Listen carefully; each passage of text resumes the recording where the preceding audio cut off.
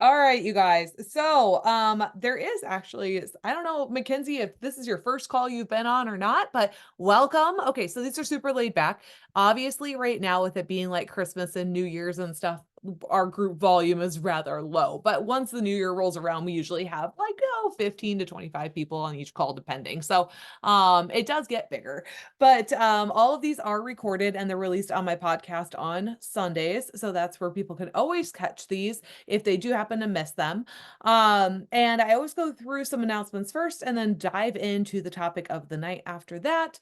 Always super laid back, always full of probably too many innuendo jokes and all of those types of things. So always feel free to ask questions, put them in the chat, ask questions at the end, whatever you need.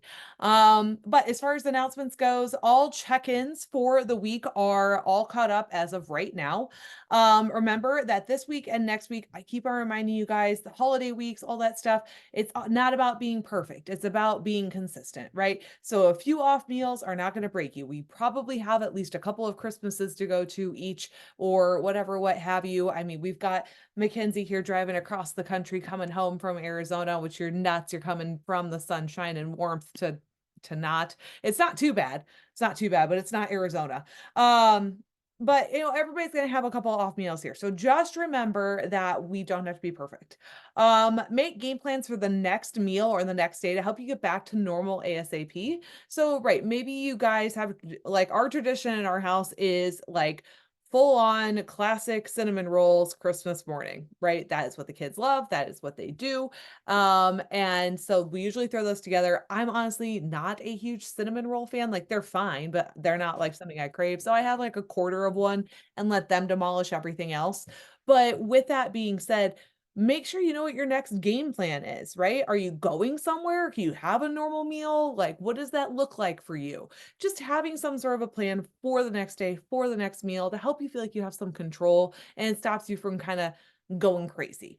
Um, and then as far as some things coming up. So tomorrow I am launching our January Kickstart challenge, which I'm really, really excited about.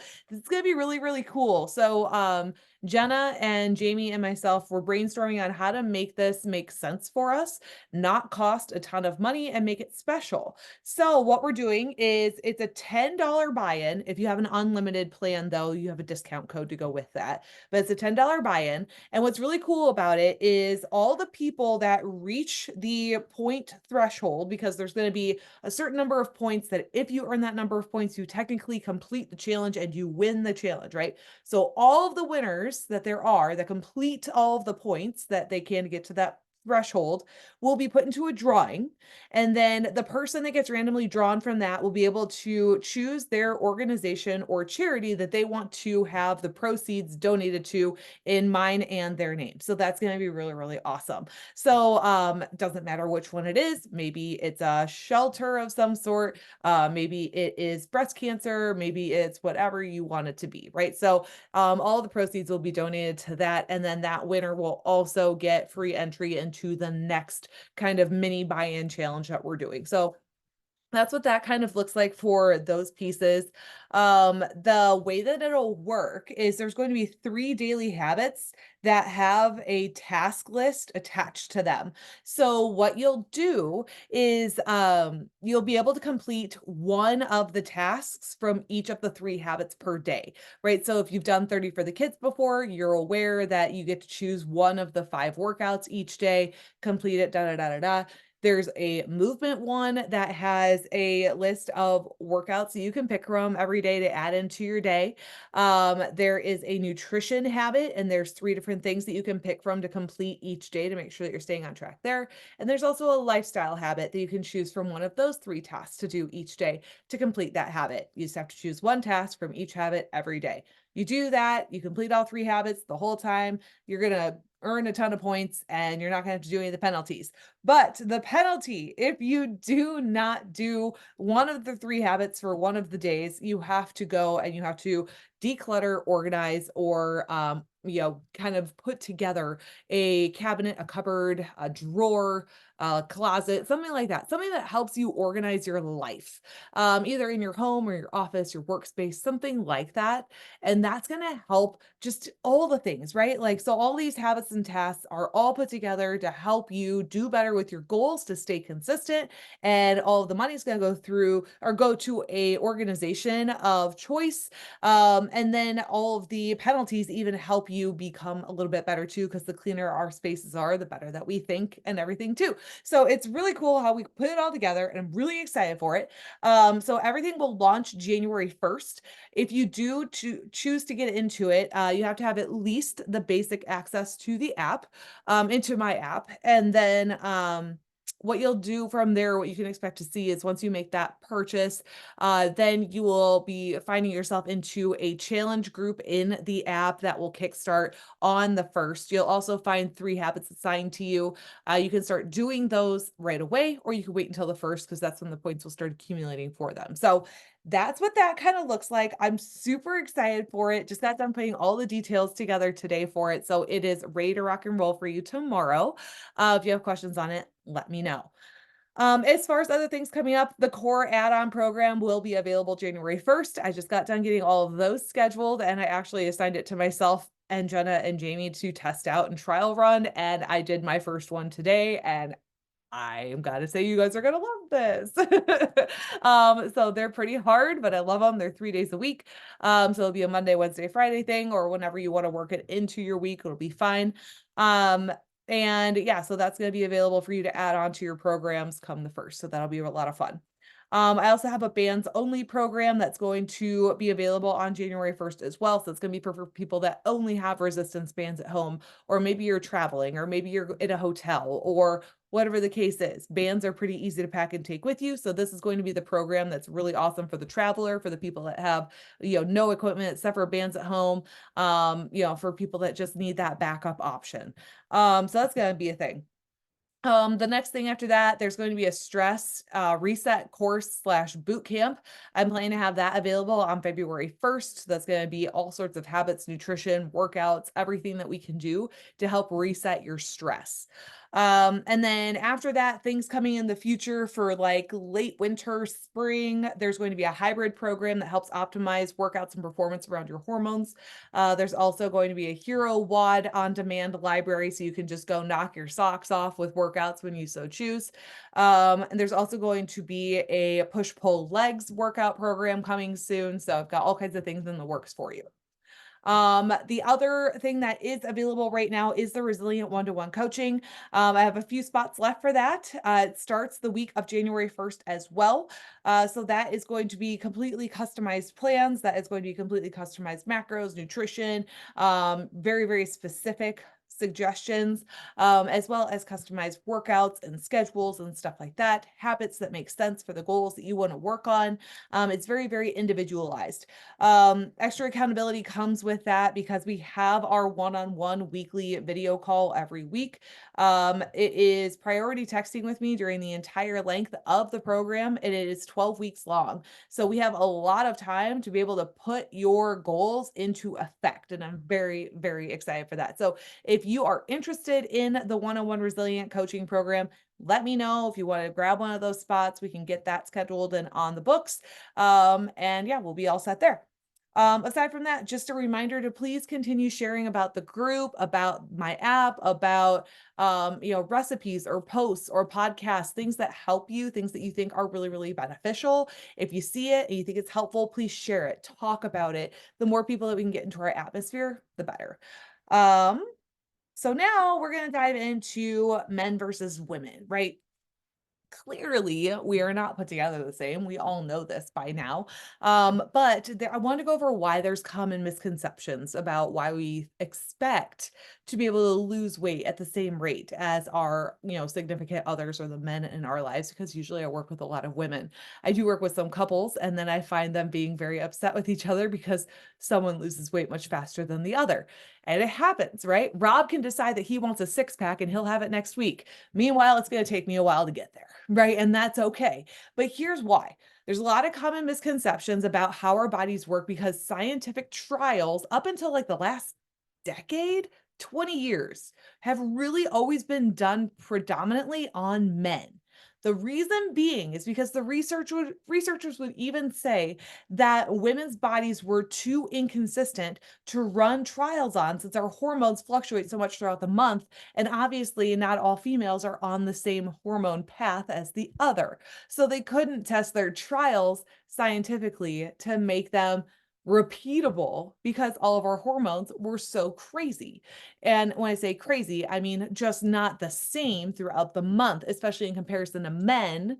The majority of men, their hormone cycle is a 24-hour cycle. Ours is a 28-day to 32-day cycle, right? So it's really, really hard to be able to run scientific trials on women and know how fat loss, how metabolism, how muscle gain, how all of those things are going to be affected because they don't know how to judge where to put us with our cycles and our hormone fluctuations. So that's why there's been so much confusion with what women should be doing in order to earn the results that they want. And so this led to all kinds of health recommendations being made for women over the last, well, let's go with 50 years, honestly, because they were just treating women as if they were smaller versions of men.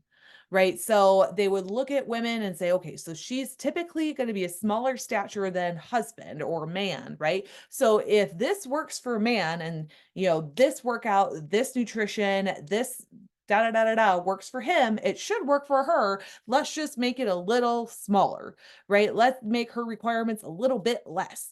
And that should be suitable because she's a smaller stature. But here's the thing, we are not just tiny men. It's just not the case, right? So it didn't work right. And then it gives all kinds of frustration and confusion to everything that we deal with. So, one of the biggest reasons women cannot be expected to lose body fat or gain muscle at the same rate as men is our hormone profiles are vastly different, as I was saying. So, men's hormones fluctuate throughout the day, but essentially they follow the same patterns every day. So, if you are a healthy male with healthy hormones and all the things, you can pretty much expect to feel pretty much the same way at 6 a.m. Every single day. Right. Whereas women on this day at 6 a.m., you're going to feel one way. But at like 2 weeks away at 6 a.m., you're a whole new person, right? So it is really hard to compare apples to apples on that one. So women's hormones really, really change through the month. So if you think about this, and this is just like overall, it's not too nitty gritty on the details here, just to give you a general idea. Your menstrual and follicular phases of your cycle is going to be when you're bleeding and then the week right after you're bleeding, essentially, right? Right in that time area. That is going to be when you are most suitable to handle stress. That is when you're going to be best at managing the use of carbohydrates in your diet. That is going to be when you have more testosterone flowing through your veins. You're also going to be able to fast for longer periods of time if that's what something you want to do. Something that a lot of women, and I can get into this later too, have often confused is men can do a fast for like 16, 18 hours and they can have these flip and awesome results, right? But you go and do that for a month straight and you gain weight, right? Or your hair starts falling out after 2 months of doing this to yourself and you turn into Miss Grunt, like super grumpy because it just doesn't work well for you. And the reason is because our bodies can't handle that amount of stress for a good portion of our cycle. And fasting for that long is too hard on us to do in certain parts of our cycle. So during those menstrual and follicular phases, though, those are the times when we can handle that kind of stuff.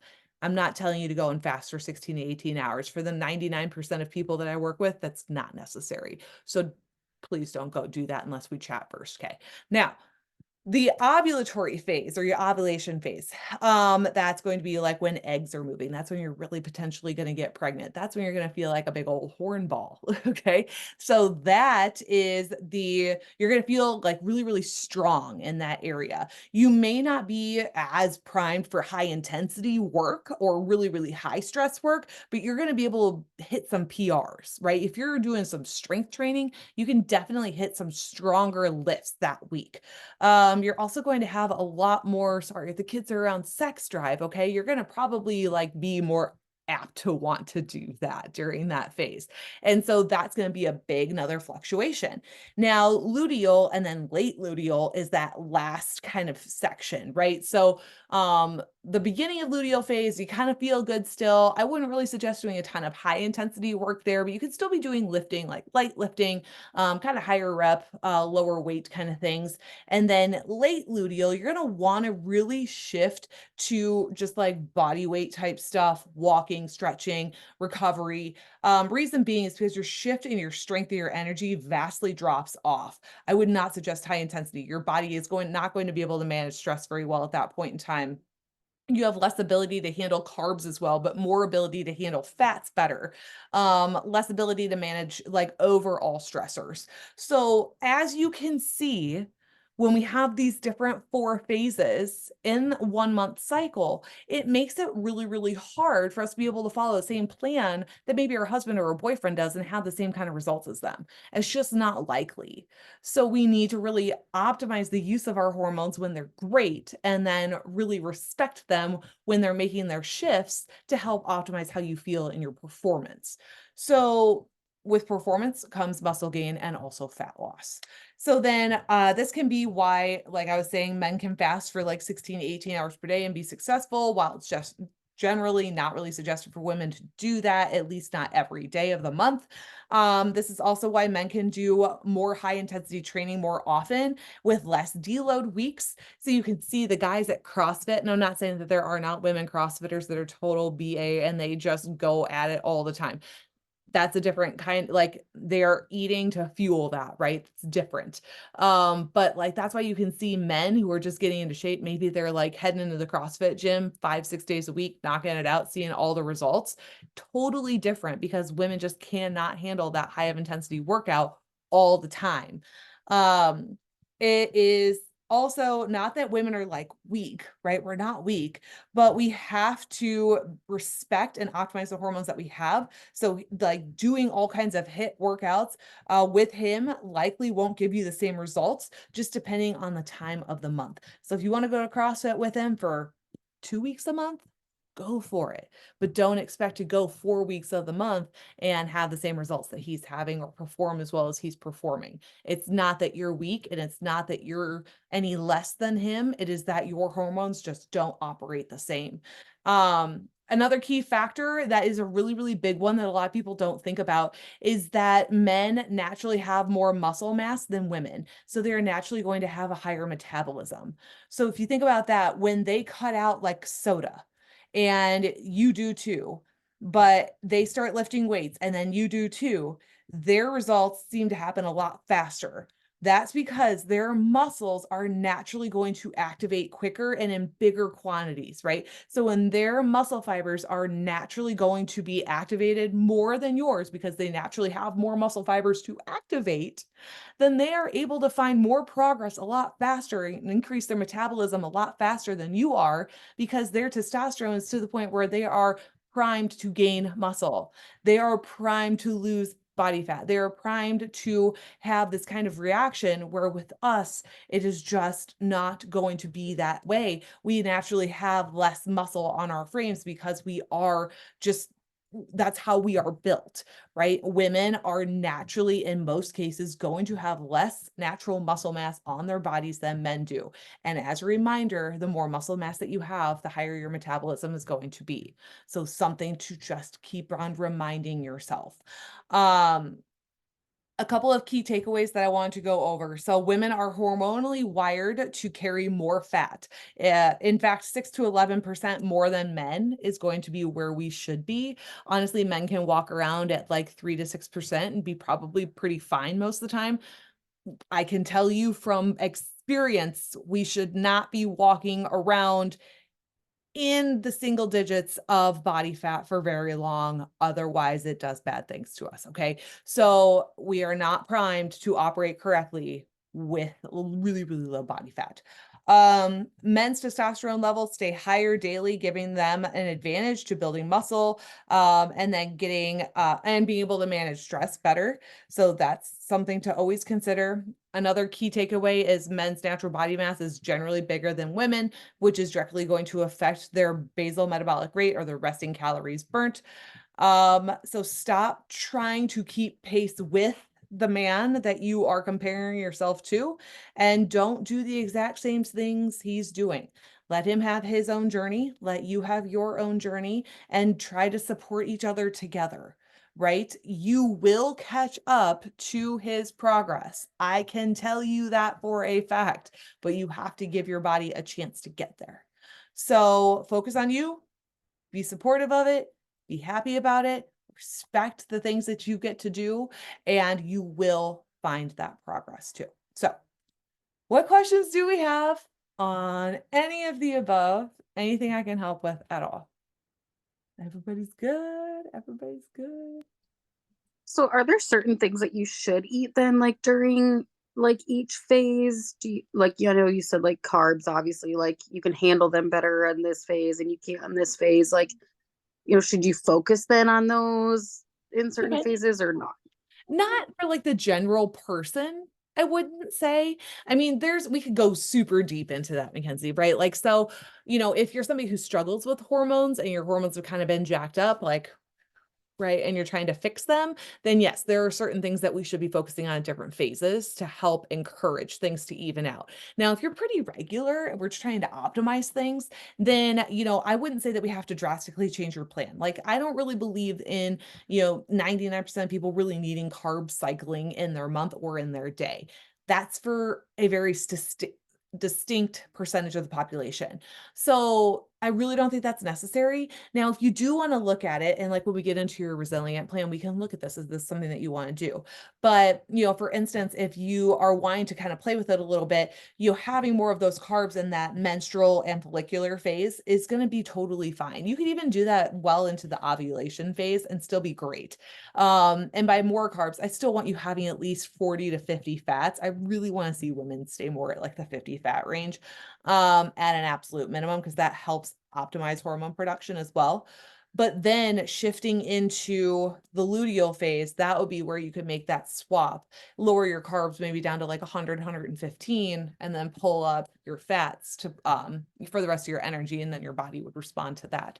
Because of those hormone shifts, that extra fat will help optimize that hormone production. So other things to really focus on with that too is really that week before your period starts, you're going to find yourself craving a lot of those like simple sugars and carby things. Um, Try to avoid that, because that's when your body is in that luteal phase and it's craving all of that junk. And that's when your body is less able to manage it. So that's something to just kind of keep in the back of your mind as well.